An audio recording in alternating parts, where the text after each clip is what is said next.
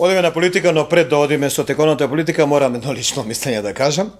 По вчерашниот прес на потпредседателката на СДСМ, Ана Павлова Данева, која патем универзитетски професор по право, каде што ме прозва мене лично, мислев да го сватам како стандарден СДСМовски притисок врз новинарството и новинарите пред избори, особено пред избори, но нешто спие цела ноќ, мислам дека не ќе да е тоа. Ќе има тука посериозни причини. Имено, морам да кажам за следното.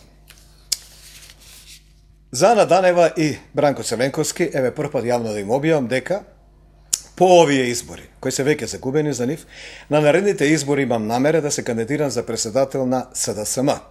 Јас ќе бидам тој кој ќе го смени Бранко Црвенковски, кој ќе ја избрка Ана Данева и сегашните подпредседатели од партија и ќе покаже дека со таа партија, со паметно и стручно раководење, може и да се добие на избори, секако без Црвенковски.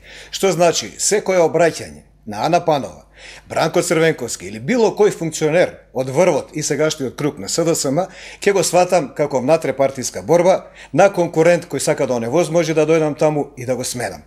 Тоа беше, одиме со джингл.